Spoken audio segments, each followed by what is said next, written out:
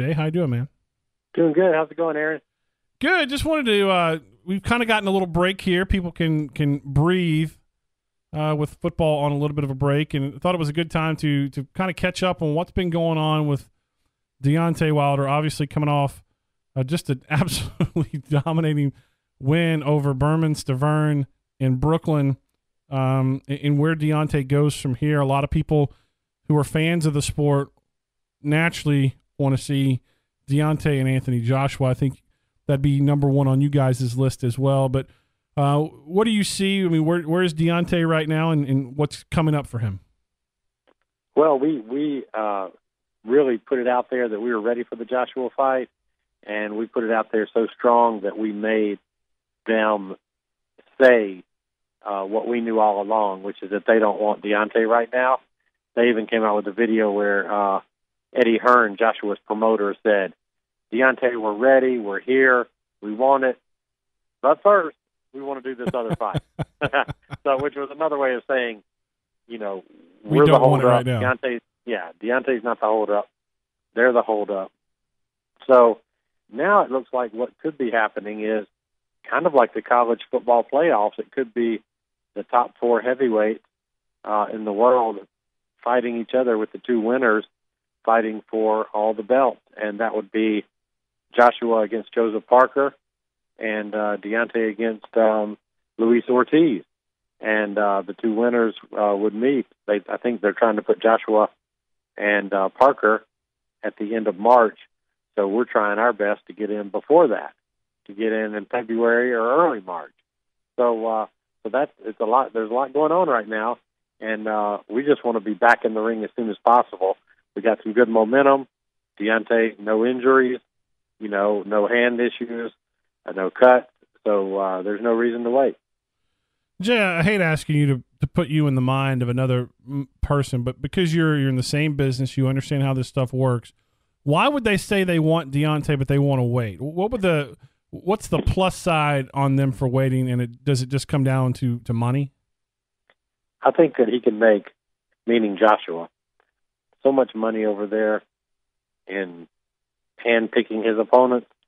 I think that he sees it as a way to, why not make all the money I can make before taking on somebody of Deontay Wilder's caliber.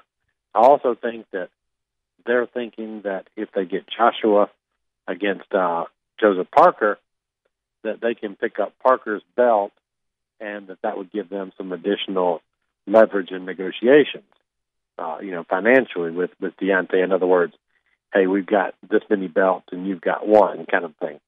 But I think that the public will demand the fight, and I think the public will insist on the fight, and that it won't be a matter of how many belts anybody has. I think that everybody just wants one champion, one face, one name, and we believe that is Deontay Wilder. How much do you think, if at all, does it play into it that Anthony Joshua's last time out, he didn't look quite so dominant, didn't look so good in a victory? And Deontay, I think in stark contrast, within a week of each other, looked absolutely dominant. How much do you think that plays a factor? I think that's huge, and I think that's really where the shift occurred, because before those two fights, everybody was kind of making it like Deontay didn't want the fight and that Deontay wasn't ready. And then after Joshua didn't look so good and Deontay looked fantastic, that shifted, and everybody said, oh, wow, we want this fight as soon as possible. This is the fight in the heavyweight division. And we want it. We're ready for it, but we're not gonna sit around and wait 6-8 months.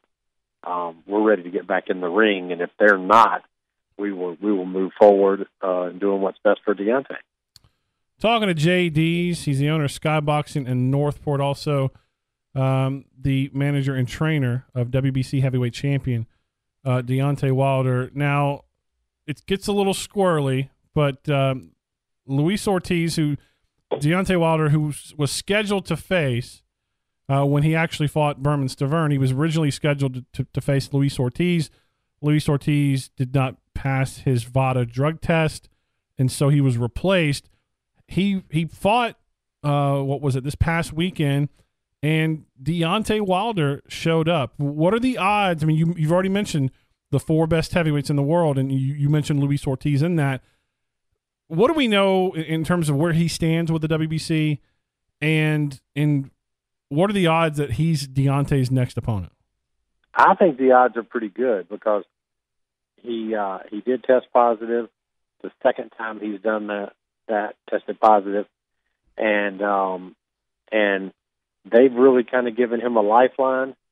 The WBC's given him every chance to succeed. So what happened is he was hit with a really hefty fine, and now he has to go under really stringent testing, which means he's under the most stringent testing that they have, which is random, basically around the clock, and he has to be clean all the way through. I think they have let him know one more strike, and you're done, and you're out. And he knows this, and he would have to be an absolute idiot to test positive or take anything, even an aspirin, even a multivitamin. I mean, he really doesn't need to do anything. He claimed that the last positive was due to his high blood pressure medicine, and but there's a very, very clear part of the form that says list every single medication you are on, because that lets them know what may possibly pop up in your system. And he neglected to mention this very important medicine that says he was on. And so that there's something fishy about that whole thing. But at the end of the day, they hit him with a big fine, and he is on, as the Animal House movie said, he's on double secret probation. He's on double secret probation. If he messes up one more time, I mean, it's the end for him. So hopefully he understands that and can move forward. Deontay's wanted him all along, and so we're hoping that that's the next fight, and we think that fight could be as early as February or March. Jay, how did you think Luis Ortiz looked in that fight? Given he was in, with limited opposition, so I thought he looked okay. But he, he's got a ton of experience, an amateur experience. He's a big, strong guy. He can punch. He's very good fighter, and he's a southpaw, which makes it problematic. In football terms, this would be like playing somebody that runs the wishbone. It's just a whole different thing being thrown at you that most people aren't really used to. So he brings a lot of different things to the table, but I believe that Deontay is too much for anybody in the heavyweight division, and we really would look forward to the challenge.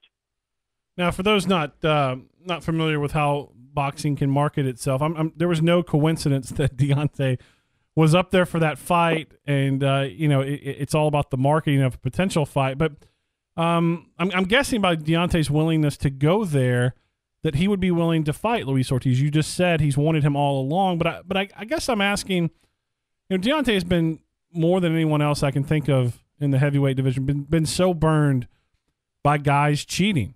And would he put himself in that position to be disappointed once again? Yeah, I don't know. I mean, everybody has a breaking point, and hopefully Ortiz does the right things. You've got Vacek tested positive before the Deontay fight. You've got, of course, Povetkin. You've got Ortiz. I think 3 of the last 6 have tested positive before they fought Deontay, and that tells you something. These guys have not tested positive before fighting anybody else, so I have to believe there's something very worrisome about Deontay Wilder that makes these guys look for an edge.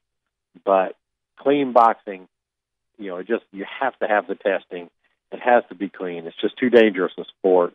If you're in track and field or swimming, and you maybe add a second, you're a little bit faster shave a second off of your time, and you cost your opponent a win, you cost your opponent some sponsorship money, and that's all really, really, wrong to do. But in boxing, it could be costing your opponent his life. I mean, you're directly enhancing your ability to assault another person, and so that's why it's so important that we have the testing. Jay, I'm just asking you to guess here, but if you guys are able to make this fight, which for those that don't know, it's a million moving parts to make a fight to begin with. You bring in television and all that. But if it's in February, are you thinking Brooklyn again? Could it be in Vegas? Where are some potential destinations for that fight? Being as how the first time we were going to fight, it was going to be in Brooklyn, I would think that all the parties are still interested in having it there. Like you said, there's a lot of moving parts. You've got to find a date. The TV network has an open date. The venue has that same open date. Both fighters can make it. The promoter wants to make it. There's a lot of things that have to happen. But my best guess would be that it would go back to Brooklyn, where it was originally going to be.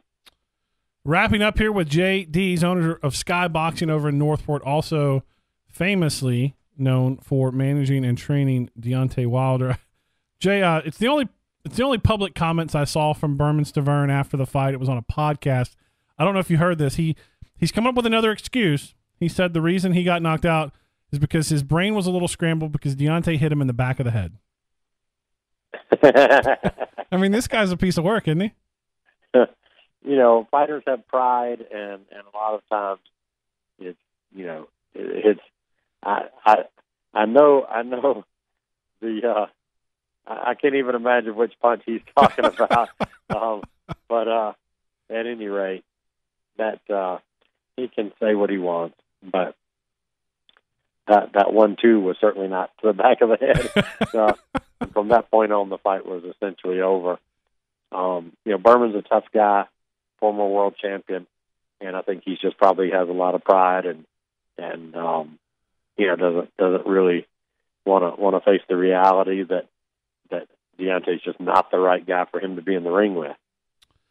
Jay, I can't thank you enough for your time. Good luck on making this fight. We'll be watching.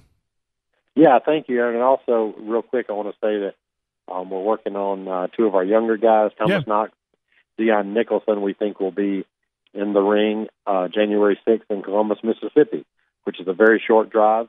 And we'll talk again before then and let people know that when that becomes official, these young guys on the way up. And Robert Alfonso, our other heavyweight, he'll be fighting in Alexandria, Louisiana, December 29th. So we've got these young guys going, and we're excited that Deontay has kind of paved the way for these guys, and they're trying to make the most of that opportunity.